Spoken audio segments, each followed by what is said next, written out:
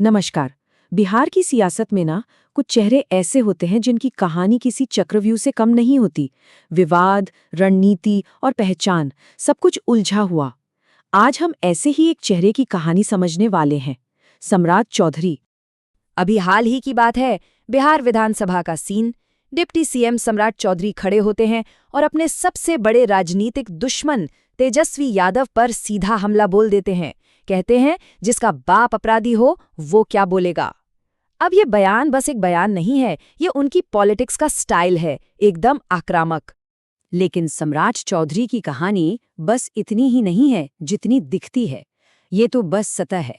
उनके आज के इन तेवरों के पीछे ना एक ऐसा अतीत छुपा है जिसमें सवाल ही सवाल हैं, कॉन्ट्रडिक्शंस हैं और सियासी दांव पेंच भरे पड़े हैं।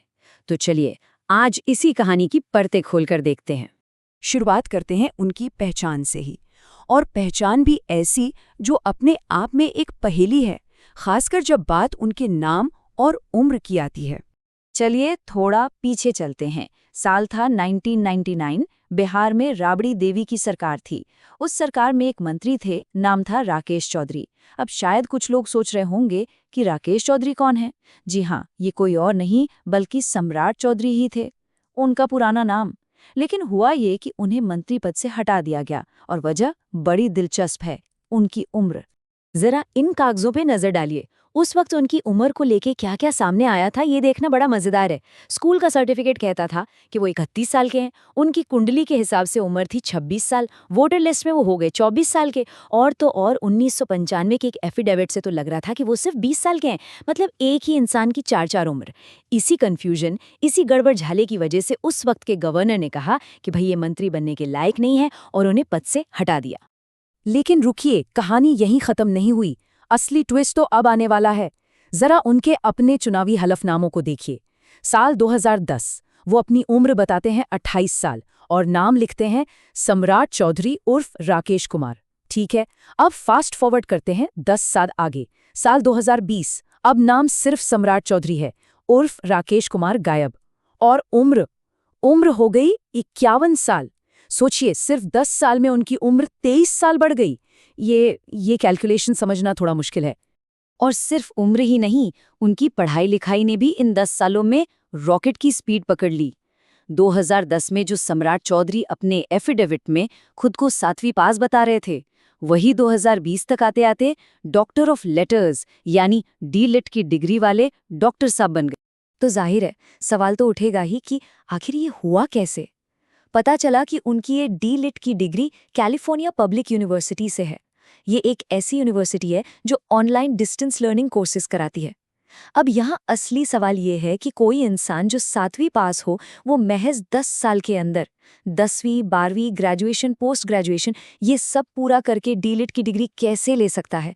और वो भी डी.लिट, जो कि आमतौर पर पढ़ाई करके नहीं मिलती, बल्कि किसी खास फील्ड में शानदार काम करने के लिए एक ऑनररी डिग्री के तौर पर दी जाती है। तो ये पहेली आज भी एक पहेली ही है। तो ये तो थी नाम, उम्र और पढ़ाई की कहानी। अब जरा उनके सियासी सफर पर भी नजर डाल लेते हैं, जो किसी रोलर कोस्टर राइड से कम नहीं है। ये कहानी है पार्टियां बदलने की और सही वक्त पर सही गठबंधन करने की। देखिए, शुरुआत हुई आरजेडी से, जिस पार्टी की सरकार में वो 1999 में मंत्री बने थे। उसी के टिकट पर 2010 तक 3 चुनाव लड़े। फिर आया साल 2014। यहाँ एक बड़ा मोड़ आया। उन्होंने आरजेडी के 13 विधायकों के साथ बगावत की और नीतीश कुमार की जेडीयू में शामिल हो गए। वहां भी जीतन राम मांझी की सरकार में मंत्री का पद मिला। और फिर 2017 में उनका आखिरी पड़ाव बना बीजेपी। और इसी सफर का सबसे बड़ा विरोधाभास या कहिए विडंबना देखिए। आज सम्राट चौधरी कहते हैं कि लालू प्रसाद जी की गुंडागर्दी से हमें जेल में रखा गया, 88 दिनों की जेल यातना मिली। और ये वो उसी लालू प्रसाद के बारे में कह रहे हैं जिनकी पार्टी और जिनकी पत्नी राबड़ी देवी की सरकार से उन्होंने अपना पॉलिटिकल करियर शुरू किया था। अब यहाँ सबसे बड़ा सवाल खड़ा होता है, इतने विवादों से भरा अतीत, बार बार पार्टी बदलने का इतिहास, ऐसे नेता को बीजेपी, जो खुद को एक कैडर बेस्ड सिद्धांतों वाली पार्टी कहते हैं, उसने इतना बड़ा पद, इतनी अहमियत क्यों दी? इसका जवाब छिपा है बिहार के कास्ट पॉलिटिक्स में। देखिए, बिहार की पॉलिटिक्स को समझने के लिए एक फॉर्मूला समझना बहुत जरूरी है। इसे कहते हैं लव कुश समीकरण। लव यानी कुर्मी जाति, जिससे नीतीश कुमार आते हैं, और कुश यानी कुशवाहा या कोयरी जाति। इन दोनों का वोट बैंक जब एक साथ आता है तो ये आरजेडी के एमवाई यानी मुस्लिम यादव वोट बैंक का सबसे बड़ा तोड़ माना जाता है। और एक नंबर पर गौर कीजिए, 4.2%। ये है बिहार में कुशवाहा समाज की आबादी का आंकड़ा, और सम्राट चौधरी इसी समाज के सबसे बड़े चेहरों में से एक हैं। बीजेपी की पूरी रणनीति इसी नंबर पर टिकी है। उन्हें उम्मीद है कि सम्राट चौधरी के चेहरे पर ये पूरा वोट बैंक बीजेपी की तरफ आ जाएगा। तो अब तस्वीर थोड़ी साफ होती है कि आखिर सम्राट चौधरी बीजेपी के लिए इतने जरूरी क्यों हैं। पहली बात, वो एक आक्रामक नेता हैं जो आरजेडी को उसी की भाषा में जवाब दे सकते हैं। दूसरी, वो ताकतवर कुशवाहा समाज से आते हैं जो नीतीश कुमार के लव कुश समीकरण को तोड़ने की चाबी हो सकते हैं। और तीसरी, वो बीजेपी के अंदर उस खाली जगह को भरते हैं जहां एक मुखर गैर यादव ओबीसी चेहरे की जरूरत थी। उनका अतीत, उनका वर्तमान और बीजेपी की रणनीति, ये सब मिलकर हमें एक बहुत बड़े सवाल पर लाकर खड़ा कर देता है। एक ऐसा सवाल जो बिहार की सियासत के भविष्य से जुड़ा है। तो एक तरफ है एक विवादों से भरा अतीत और दूसरी तरफ है एक सोची समझी सियासी रणनीति।